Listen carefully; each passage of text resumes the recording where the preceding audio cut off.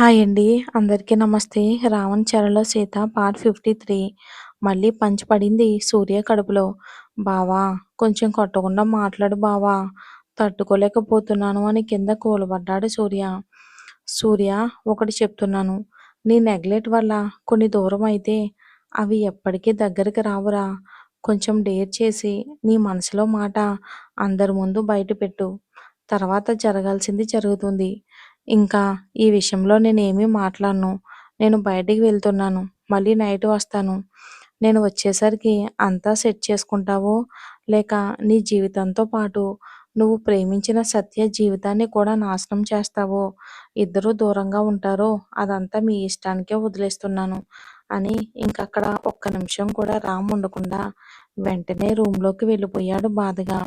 రూమ్‌లోకి వచ్చి చాలా కోపంగా అటు ఇటు తిరుగుతూ ఉన్నాడు రామ్. ఇంకా కోపం ఎక్కువవుతూ ఉంటే బాల్కనీలోకి వెళ్ళి సిగరెట్ తీశాడు. అరగంటలో ఒక ప్యాకెట్ మొత్తం ఫినిష్ చేశాడు. ఇంకా కోపం తగ్గకపోవడంతో మళ్ళీ ఇంకొకటి వెలిగించి తాగుతూ ఉన్నాడు. ఏదో అవసరం కోసం రూమ్‌లోకి వచ్చిన సీతకి బాల్కనీ నుంచి పొగ విపరీతంగా కనిపిస్తూ ఉంది. ఇక సీతకి కొంచెం అనుమానంతోనే బాల్కనీ డోర్ ఓపెన్ చేసి చూడగా కింద లెక్కలేనన్నివి కాల్చి పడేసి ఉన్నాయి. ఇంకా రామ్ అయితే కోపంగా ఇంకొకటి అలా తాగుతూనే ఉన్నాడు. అది చూసిన సీతకి రామ్ మీద చాలా కోపం వచ్చి పరుగున రామ్ ముందుకు వచ్చి రామ్ చేతిలో ఉన్న దాన్ని తీసి కింద పడేసింది. "ఏం చేస్తున్నారు మీరు?" అని రామ్‌ని సూటిగా చూస్తూ అంటుంది సీత. అప్పటికే కోపంతో ఊగిపోతున్న రామ్ సీత అలా చేయగానే పిచ్చ కోపం వచ్చినా కంట్రోల్ చేసుకుని, "సీత నేను కోపంలో ఉన్నా. కొంచెం నన్ను ఇరిటేట్ చేయకుండా బయటికి వెళ్ళు" అని కోపంగా అంటూనే మళ్ళీ ఇంకోటి తీసి పెదవుల మధ్య పెట్టుకుని వెలిగిస్తూ ఉండగా ఈసారి సీత కోపంగా మళ్ళీ దాన్ని తీసి పక్కన పడేసింది. అంతే రామ్ కోపంగా ఒక్కసారిగా సీత మీదకు చేతిని లేపాడు. కొడతాడేమోనని గట్టిగా కళ్ళు మూసుకుని తన అరచేతుల్లో మొఖాన్ని దాచుకుని సీత చేతిని లేపిన రాము సీతని కొట్టలేక కోపంగా సీత రెక్క పట్టుకుని రూమ్‌లోకి నెట్టేసి ఇంకొకసారి నేను కోపంలో ఉన్నప్పుడు నన్ను ఇరిటేట్ చేయకు. చేస్తే మాత్రం ఈసారి ఆగను. దెబ్బ పడే తీరుతుంది. వెళ్ళిక్కడి నుంచి అని కోపంగా అరిచి బాల్కనీ డోర్ క్లోజ్ చేసుకుంటాడు రామ్. ఇప్పుడు రామ్‌ని అలా చూడగానే గుండెల్లో నుంచి భయం వచ్చింది. ఎంతలా అంటే తనకి ఒళ్ళంతా షివరింగ్ వస్తుంది. కళ్ళల్లో నీళ్లు తిరిగాయి. రామ్ గురించి ఏమీ ఆలోచించలేకపోతుంది. తనని కొట్టడానికి చేతిని లేపాడని మాత్రమే గుర్తుకు ఉంది సీతకి. ఎందుకో తన మనసంతా కూడా ఒక్కసారిగా బాధతో నిండిపోయింది సీతకి. ఇన్ని రోజులుగా గుర్తుకురాని తన నాన్న, చెల్లి కూడా గుర్తుకొచ్చారు. ఒక్కసారిగా సీతకు కళ్ళల్లో నీళ్లు ఆగనంటూ వస్తున్నాయి. ఇంకక్కడ ఉండాలి అనిపించలేదు సీతకి. వాష్‌రూమ్‌లోకి వెళ్ళి ఫేస్ వాష్ చేసుకుని ఇంకా రూమ్‌లో ఉండాలి అనిపించగా ఇంకా కిందకి వెళ్ళిపోయి తన దుఃఖాన్ని ఆపుకుంటూ కిందకి వెళ్ళింది. అప్పటికే ఇంట్లో అందరూ కూడా ఏర్పాట్లు చేశారు. ఇక వచ్చే అతిథుల కోసం ఎదురు చూస్తూ ఉన్నారు సత్య కోసం. ఇంకా సీత సైలెంట్‌గా సత్య రూమ్‌కి వెళ్ళింది. అప్పటికే రూమ్‌లో రాధి, శృతి ఉన్నారు. సీత కూడా సైలెంట్‌గా వెళ్ళి వాళ్ళతో పాటే కూర్చుంది. సత్యకేం అర్థం కావడం లేదు. ఇలా ఇష్టం లేకుండా పెళ్లి చేసుకోవటం తనకస్సలు నచ్చడం లేదు. సూర్య వాళ్ళమ్మ తనతో మాట్లాడిన మాటలే గుర్తుకు వస్తున్నాయి సత్యకి. కానీ సూర్యాన్ని వదులుకోలేకపోతుంది సత్య. అసలు ఏం చెయ్యాలో తెలియక మూగగా మనసులోనే రోదిస్తూ ఉంది సత్య. ఇంట్లోకి అతిథులు వచ్చారు. అబ్బాయికి మంచి బిజినెస్ ఉంది. అబ్బాయి అమ్మ నాన్న కూడా మంచివాళ్ళు. వాళ్ళకి ఏం చెప్పడానికి లేదు. అందుకే సావిత్రమ్మ గారికి ఈ సంబంధం నచ్చి ఇక్కడి వరకు రప్పించారు. ఇక వాళ్ళు ఇంట్లోకి రాగానే ఇక మంచి అతిథి మర్యాదలతో ఇంట్లోకి ఆహ్వానించారు. ఇంకా అబ్బాయి అయితే అమ్మాయి కోసం బాగా వెయిట్ చేస్తూ ఉన్నాడు. ఎప్పుడెప్పుడు చూస్తానా అని. సా సావిత్రి అమ్మాయిని తీసుకురా అని పరంధామయ్య గారు చెప్పగానే ఆవిడ సీతని పిలిచి సత్యని తీసుకురా అని చెప్పింది. సీత రూమ్‌లోకి వచ్చి సత్యని అంతా కూడా ఒకసారి చెక్ చేసి పద సత్య బయటికి వెళ్దాం అని సీత అనగానే సత్యకి కళ్ళల్లో నీళ్లు తిరిగాయి. ఇప్పుడు సూర్య ఉండవలసిన ప్లేస్‌లో ఎవరో ఉండటంతో అసలు తను జీర్ణించుకోలేకపోతుంది. ఇక ఆగనంటూ కన్నీళ్లు వస్తూ ఉంటే సీతతో పాటు అడుగులో అడుగు వేసుకుంటూ బయటికి వచ్చింది. సత్యని ఒక సోఫాలో కూర్చోబెట్టగా వచ్చిన బంధువులంతా కూడా సత్యాన్ని చూసి పెళ్ళికొడుకు కూడా బాగా నచ్చింది అని చెప్పడంతో అందరికీ చాలా హ్యాపీగా అనిపించింది. ముఖ్యంగా రాజేశ్వరి గారికి. ఆవిడ ఎంతలా అనుకుందో ఈ సంబంధం కుదిరితే ఇంక తన టెన్షన్ క్లియర్ అయిపోతుంది అని. సత్యకి కాగనంటూ కన్నీళ్లు వస్తూ ఉంటే వెంటనే రూమ్‌లోకి పరిగెత్తింది. చూస్తున్న అందరూ కూడా సత్య సిగ్గుపడుతుందేమోనని వాళ్ళు ముచ్చట్లో వాళ్ళు మునిగిపోయారు. ఇక సావిత్రమ్మ, సుప్రజ గారు ఇద్దరూ కూడా సత్య దగ్గరకు వచ్చి తన పక్కన కూర్చొని, "సత్య, నీకు అబ్బాయి నచ్చాడా?" అని అడుగుతుంది సావిత్రమ్మ. సత్య ఇంకేమనకుండా, "నచ్చాడమ్మమ్మ" అని డైరెక్ట్‌గా ఆన్సర్ ఇచ్చేస్తుంది. ఇంకా సత్య నుంచి సంతోషకరమైన సమాధానం వినగానే ఇంక వాళ్ళు బయట చెప్పడానికి వెళ్ళిపోయారు. ఇక అందరూ మంచి ముహూర్తం కోసం పంతులు గారిని పిలిపించారు. ఎంగేజ్‌మెంట్‌కి ముహూర్తం పెట్టమని చెప్పారు.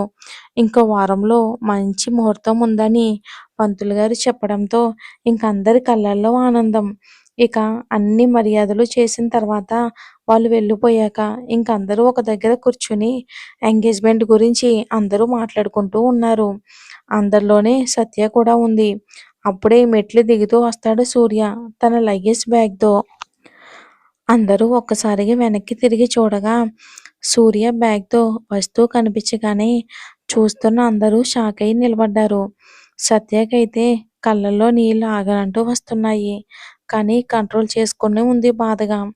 సావిత్రమ్మ గారు కంగారుగా సూర్య దగ్గరికి వచ్చి, "సూర్య, ఎక్కడికి వెళ్తున్నావు కన్నా ఈ బ్యాగ్‌తో" అని అడుగుతారు. "నేను పని మీద ఊరెళ్తున్నా గ్రాని. జైపూర్‌కి వెళ్తున్నా. నాకు అర్జెంట్‌గా వర్క్ ఉంది. నేను వెళ్ళాలి గ్రాని" అని సావిత్రమ్మ గారిని తప్పించి ముందుకు వెళ్తూ ఉంటే, "ఏ సూర్య, అసలిప్పుడు ఎక్కడికి వెళ్తావురా? అయినా రామ్ లేనిది నువ్వక్కడికి వెళ్లి ఏం చేస్తావు? ఎక్కడికి వెళ్ళేది లేదు. ఇక్కడే ఉండు సూర్య" అని రాజేశ్వరి గారు అంటారు కోపంగా. "నో మామ్, నాకు ఇక్కడ ఉండాలని లేదు. నా మనసేమీ బాగోలేదు. ఎంత తొందరగా ఇక్కడి నుంచి వెళ్తే నేనంత తొందరగా సెట్ అవుతాను. ప్లీజ్ అమ్మా, నన్నాపకు" అని బాధగా చెప్పి ముందుకు కదులుతూ ఉంటే, "సూర్య, ఇంకొక వారంలో సత్య ఎంగేజ్‌మెంట్ పెట్టుకుని ఇప్పుడెక్కడికి సూర్య? వర్క్ ఏమైనా ఉన్నా తర్వాత చేసుకో. ఇప్పుడు మాత్రం అందరూ ఇక్కడే ఉండాలి" అని ఖరాఖండిగా చెప్పేస్తారు పరంధామయ్య గారు. ఆ ఎంగేజ్‌మెంట్‌ని తలుచుకుని, "నో తాతయ్య, నా వల్ల అస్సలు కాదు. ఇప్పుడే నేను వెళ్ళాలి. నన్నెవరూ ఆపకండి ప్లీజ్" అని బాధగా చెప్తూ అక్కడి నుండి వెళ్తూ ఉంటే గుమ్మం దగ్గర సీరియస్‌గా సూర్యని చూస్తూ కనిపించాడు రామ్. ముందుకు పడుతున్న అడుగులు కాస్త అక్కడే ఆగిపోయాయి. ఎర్రబడ్డ కళ్ళతో సూర్యని సూటిగా చూస్తూ ఉంటే సూర్య రామ్‌ని చూడలేక అలానే తల దించేసి అలానే ఉండిపోయాడు. "రామ్, సూర్య వెళ్ళిపోతాను అంటున్నాడు. ఎందుకో నీకైనా తెలుసా రామ్? మీ ఇద్దరికీ ఏమైనా గొడవ జరిగిందా?" అని కంగారుగా అడుగుతారు సుప్రజ గారు రామ్‌ని. బట్ రామ్ మాత్రం అసలు ఏమీ ఆన్సర్ ఇవ్వకుండా కోపంగా సూర్యనే చూస్తూ ఉంటాడు. "అత్తయ్య, అలాంటిదేమీ లేదు. బావకి నాకు గొడవ ఎందుకవుతుంది? అలా ఏమీ లేదు. నాకే ఉండాలి అనిపించట్లేదు అత్తయ్య. అందుకే వెళ్తున్నా. ప్లీజ్ అత్తయ్య, ఇంకా ఈ విషయం ఇంతటితో వదిలేయండి. నేను వెళ్తున్నా" అని రామ్‌ని దాటుకొని ఒక్క అడుగు ముందుకు వేశాడు సూర్య. అంతే, ఒకే ఒక పంచు సూర్యకొచ్చి పడింది కడుపులో. కింద పడేవాడలా లేచి మళ్ళీ ముందుకు వెళ్తూ ఉంటే ఈసారి రామ్‌కి ఇంకా ఎక్కువ కోపం వచ్చి మళ్ళీ కొట్టాడు సూర్యని. ఈసారి కడుపులో పడ్డ దెబ్బకు అలానే కింద కూలబడిపోయాడు సూర్య నొప్పికి. "రామా, ఏం చేస్తున్నావురా? ఎందుకు సూర్యని అలా కొడుతున్నావు?" అని అందరూ ఇక రామ్ మీద సీరియస్ అవుతూ ఉంటే రామ్ కోపంగా, "మీరందరూ కొంచెం సేపు సైలెంట్‌గా ఉండండి. ఇప్పుడిక్కడ ఏం జరిగినా కూడా అందరూ సైలెంట్‌గా ఉంటేనే మంచిది. లేదంటే సిట్యుయేషన్ ఇంకా ఘోరంగా ఉంటుంది" అని కోపంగా బేస్ వాయిస్‌లో ఇక అక్కడున్న ప్రతి ఒక్కరికి వార్నింగ్ ఇచ్చాడు రామ్. సత్యకైతే సూర్యని కొడుతూ ఉంటే గుండెల్లో నుంచి బాధ తన్నుకు వస్తుంది. ఏం చెయ్యాలో తెలియక కన్నీటికి విడుదలిచ్చి అలానే ఉండిపోయింది సత్య. రామ్ అలా కోపంగా వార్నింగ్ ఇవ్వగానే అక్కడ ఉన్న అందరూ కూడా సైలెంట్ అయిపోయారు. కింద పడ్డ సూర్యని కాలర్ పట్టుకుని పైకి లేపి, "ఇప్పుడు చెప్పరా, ఎందుకురా ఇంతలా ఆలోచిస్తున్నావు? ఎందుకు? చెప్పు. నీ మనసులో మాట బయట పెట్టు సూర్య. ఎందుకిలా నీ మనసుని చంపుకుంటావు? చెప్పరా చెప్పు అని సూర్యని గట్టిగా తోసేస్తాడు రామ్. అయినా కూడా సూర్య ఏం మాట్లాడకుండా అలానే నిలబడిపోయి ఉంటాడు. బావా నాకిక్కడ ఉండాలని లేదు. నేను వెళ్ళిపోతున్నాను. ఇంక నన్నెక్కువ ఫోర్స్ చేయొద్దు బావ. ప్లీజ్ అని కొంచెం రిక్వెస్ట్‌గా చెప్పి బ్యాగ్ తీసుకొని వెళ్తూ ఉంటే, ఇప్పుడే చెప్తున్నాను సూర్య, ఇప్పుడు నువ్వు ఈ ఇంటి గడప దాటావనుకో, మళ్ళీ నీకు నీ ప్రేమ దక్కదు. మళ్ళీ ఒకసారి ఆలోచించుకో అని రామ్ అంటుంటే, అక్కడ ఉన్న అందరూ కూడా షాకయ్యారు. ప్రేమ అంటున్నాడు. ఎవరి గురించి అని అర్థం కాక అందరూ చూస్తూ ఉన్నారు. రాజేశ్వరి గారికైతే చాలా టెన్షన్‌గా ఉంది. ఇప్పుడు సూర్య తన మనసులో మాట చెప్తే ఇంక సత్యాన్నిచ్చి పెళ్లి చేయాల్సి వస్తుంది అని. సత్యకైతే చాలా భయంగా ఉంది. మరిప్పుడు సూర్య నిజం చెప్తే ఇంక ఖచ్చితంగా సూర్య మాటే వింటారు. కానీ సత్యకి రాజేశ్వరి గారంటే భయం. ఎప్పుడు కూడా ఆవిడ సత్యని కోపంగానే చూసేది. ఎందుకంటే సత్యకు ఎవరూ లేరు అని చులకన ఆవిడకి. ఇప్పుడు ఏం జరుగుతుందో అని అందరూ చాలా టెన్షన్‌గా ఉండిపోయారు. అసలు సూర్య ఏం మాట్లాడకుండా రామ్ వైపు చూసి తల అడ్డంగా ఊపాడు వద్దు అన్నట్టు. అదే సూర్య ఎందుకు ఇలా నిన్ను నువ్వు ఎందుకు మోసం చేసుకుంటున్నావు? మోసం చేసుకొని ఏం సాధిద్దామని?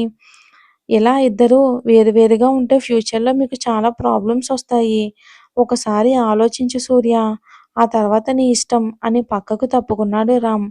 సూర్యకి మనసంతా బాధగా మారిపోయింది. ఇంకక్కడ ఉంటే ఇంక తన మనసులో మాట బయట పడాల్సి వస్తుందని వెంటనే అక్కడి నుంచి వెళ్ళిపోవాలి అని తన బ్యాగ్ తీసుకొని గుమ్మం దగ్గరికి వెళ్ళాడు. కానీ తన మనసు మొత్తం కూడా భారంగా మారిపోయింది సూర్యది. ఇంక ఒక్క క్షణం కూడా అది భరించలేదు అని అర్థమవుతున్నా కూడా మొండిగా ఇప్పుడు తన వల్ల కావటం లేదు ఎందుకో కానీ. ఒక్కసారి సత్య వైపు చూడాలి అని మనసు పోరు పెడుతూ ఉంటే సూర్యకి మెల్లిగా వెనక్కయితే తిరిగాడు కానీ చూపు పైకి ఎత్తడం లేదు. అక్కడ ఉన్న అందరికీ ఏం అర్థం కావట్లేదు. అసలు ఏం జరుగుతుంది అని అలానే నిలబడిపోయి చూస్తూ ఉన్నారు. ఇంకా సత్య విషయానికొస్తే అప్పటి వరకు ఆపుకున్న దుఃఖమంతా పొంగి వస్తున్నా కూడా మనసుని రాయి చేసుకుని అలానే నిలబడి సూర్యాని చూస్తూ ఉంది. ఈ క్షణంలోనైనా సూర్యని తన మనసు నిండుగా చూసుకుందామని వెనక్కి తిరిగిన సూర్య రామ్ వైపు చూసి, బావా నువ్వు చెప్పింది కరెక్టు. ఇప్పుడు నేను నా మనసులో మాట ఎందుకు చెప్పడం లేదో తెలుసా? చెప్పి బాధ పెట్టడం ఇష్టం లేక. ఎందుకంటే నన్నే వద్దు అని అనుకున్న మనిషిని నేను కావాలి అని అనుకోవడం మూర్ఖత్వం. అందుకే ఇంకా ఏం చెప్పలేక, తనని తప్పు పట్టలేక, ఇంకిక్కడే ఉండి బాధపడే కంటే ఇక్కడి నుంచి వెళ్ళటం మంచిది. అందుకే వెళ్ళిపోతున్నాను బావ. అంతే నేను చెప్పేది. నేనంటే ఇష్టం లేని వ్యక్తి కోసం నేను కూడా ఆశపడడం వేస్టు. అండ్ నన్ను ఇష్టపడని వ్యక్తిని నేను కూడా ఇష్టపడను. అందుకే నా మనసులో ఉన్న వ్యక్తిని నేనిక్కడే వదిలేశాను. ఇక్కడి నుండి వెళ్ళిపోతున్నాను. మళ్ళీ ఆ వ్యక్తికి నేను ఎప్పటికీ కనిపించను జీవితంలో. ఇదే నేననుకున్నాను. అందుకే ఇక్కడి నుంచి వెళ్ళిపోతున్నాను బావ. ఇదే నా మనసులో ఉంది. అంతే ఇక. ఇక నన్ను ఎవరు ఆపొద్దు అని భారంగా నిట్టూర్చి మళ్ళీ వెనక్కి తిరిగి గడప దాటేవాడు కాస్త అక్కడే ఆగిపోయాయి తన అడుగులు. మరి ఎందుకు? వెళ్ళేవాడు ఎందుకు ఆగిపోయాడు? ఏం జరుగుతుందో వచ్చే ఎపిసోడ్‌లో చూద్దాం.